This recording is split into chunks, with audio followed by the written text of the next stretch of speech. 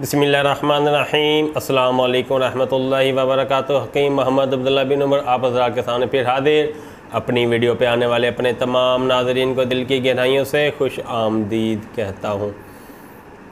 हम बिस्तरी करने का बेहतरीन वक्त कौन सा है, आज इस मौजू पे गुफ्तगू होगी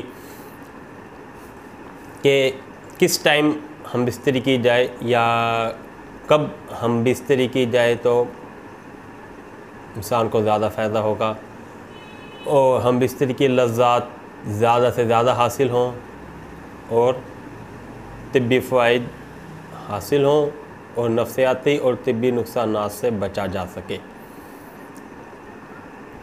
एक तो बात मशहूर है, आप हज़रात को भी पता है कि मेंसेस के अयाम में हम बिस्तरी आप नहीं कर सकते, ये बात तो क्लियर है। इसके अलावा मैं अक्सर दोस्त मुझसे पूछते हैं व्हाट्सएप पे, मेरे पेशेंट मरीज़ वगैरह जो आते हैं वो भी मुझसे पूछते हैं कि हम बिस्तरी कब की जाए, हम बिस्तरी का बेहतरीन वक्त कौन सा है। तो मैं इसका एक ही मुख्तसर सा जवाब देता हूँ, हम बिस्तरी का बेहतरीन वक्त वो है जब आपका दिल कर रहा हो, इससे बेहतरीन वक्त और कोई नहीं हो सकता। हाँ, कुछ तिब्बी तगय्युरात को, कुछ यानी कि हल्के फुल्के जिस्म की जो बीमारियां हैं, छोटी मोटी सर दर्द वगैरह, इन पे मैं अभी रोशनी डालता हूँ, इनको ज़रा मद्देनज़र रखना ज़रूरी है। एक तो हुक्मा ने लिखा है कि जब आँख दुखती हो उस वक्त हम बिस्तरी नहीं करनी चाहिए। तबखीर मैदा का आप शिकार हैं, आपके दिमाग पर तबखीर बहुत ज़्यादा चढ़ी हुई है और जिसकी वजह से जी मुतल आ रहा है और दिल घबरा रहा है, इस वक्त भी अब हम बिस्तरी ना करें। आप उस वक्त हम बिस्तरी करें जब जिस्म में फुल तरोताज़गी हो, जहन पे कोई दबाव ना हो, किसी तरह की परेशानी ना हो और आपका दिलो दिमाग 100% हम बिस्तरी के लिए राज़ी हो, हम बिस्तरी के लिए तैयार हो और आपके दिल में इस बात का इत्मीनान हो कि इस वक्त आप हम बिस्तरी करके अपने दिल की मनचाही लज़्ज़ात हासिल कर सकेंगे। हम बिस्तरी का एक बेहतरीन वक्त रात का दरमियानी पहर है। आप इशा की नमाज के बाद अपने बिस्तर पर जाएं और थोड़ा सा सस्ता लें, आराम करें, लेट जाएं। थोड़ी नींद भी आ जाए तो कोई बात नहीं है, क्योंकि आपके लाशऊर में है आज हम बिस्तरी करनी है। तो रात के दरमियानी पहर में जिस वक्त इंसान पे तबी तौर पे एक शहवत का गलबा तारी होता है और वो शहवत का गलबा इतना तारी हो जाए कि आपको बेदार कर दे, उस वक्त अब हम बिस्तरी करें और कोशिश करें सेम यही कंडीशन आपकी बीवी पे भी तारी हो, रात का दरमियानी पहर हो और उस पर भी शहवत का गलबा तारी हो, आप पे भी तारी हो, उस वक्त अब हम बिस्तरी करें, आपको बहुत लज्जत आएगी। मुझे पता है इस वक्त आपके ज़हन में क्या सवाल गर्दिश कर रहा है, वो ये कि चलो मेरा मूड तो बन गया, अब मुझे कैसे पता चलेगा कि मेरी बीवी पे भी शहवत का गलबा तारी है, इस वक्त वो मेरे साथ एग्री होगी। इसका भी मैं आपको हल बताता हूँ। कसरत जिमा से इज्तिनाब करें।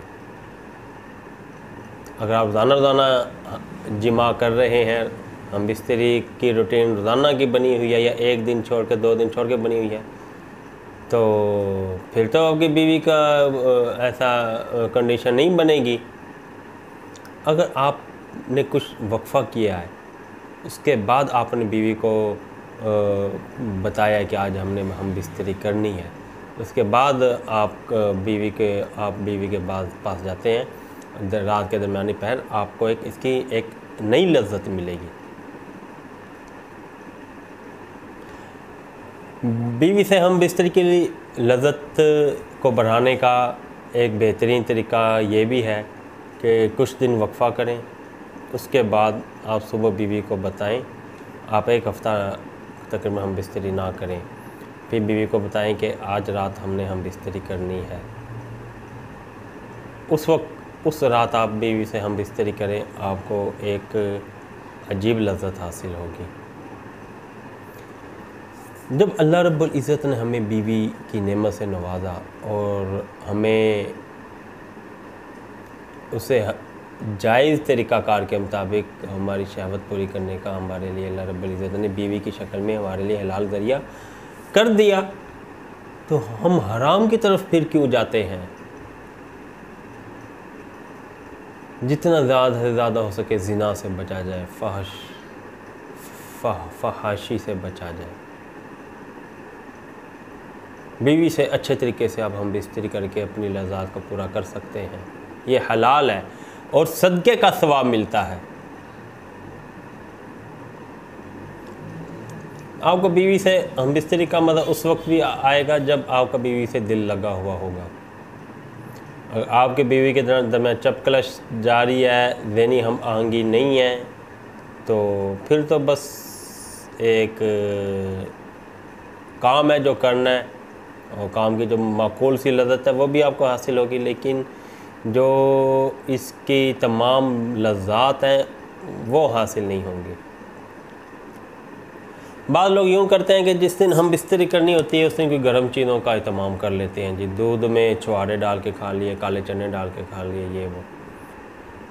लेकिन मैं ये एडवाइज़ करूँगा कि उस शाम आप ये चीज़ें हरगिज़ ना खाएं, उस दिन में खाएं या उस सुबह में खाएं ये चीज़ें, फिर आपका वक्त कुछ अच्छा गुजर जाएगा और ज़्यादा लज़्ज़त आप हासिल कर सकेंगे। बहरहाल मैंने तमाम नुकात पे रोशनी डालने की कोशिश की है। फिर भी कोई बात रह गई हो जो आपके ज़हन में मुंडला रही हो, आप बिला झिझक मेरे व्हाट्सएप पे रब्ता कर सकते हैं, मेरे आप कमेंट सेशन में मुझसे रब्ता कर सकते हैं, आप जिस तरह चाहें मुझसे रब्ता कर सकते हैं। और गुजारिश करूँगा कि मेरी वीडियो को लाइक करें अगर आपको मेरी मालूमात अच्छी लगी हों, और बेल आइकन पे भी क्लिक कर दें, उस चैनल को सब्सक्राइब करें, वीडियो को शेयर करें, अगर फेसबुक पे हैं वहाँ पे भी मेरे वीडियो को लाइक करें। वीडियो के आखिर में पैगाम, खालिस और कुदरती छोटी और बड़ी मक्खी का शहद हासिल करने के लिए आप हमारे मतलब की खिदमत ले सकते हैं। पूरे पाकिस्तान में कैश ऑन डिलीवरी की सहूलत के साथ शहद मुहैया किया जाता है। और हमारे चैनल को सब्सक्राइब करें। मैं अक्सर बहुत अच्छे और आला नुस्खे बताता होता हूँ जिससे आपको अक्सर छोटे मोटे कामों के लिए डॉक्टर के पास जाने की नौबत बिल्कुल नहीं आएगी। इंशाल्लाह ताला आप मेरी बाकी वीडियो से चेक कर सकते हैं। अगली वीडियो तक के लिए ज़्यादा चाहूँगा। फ़ी अमानिल्लाह।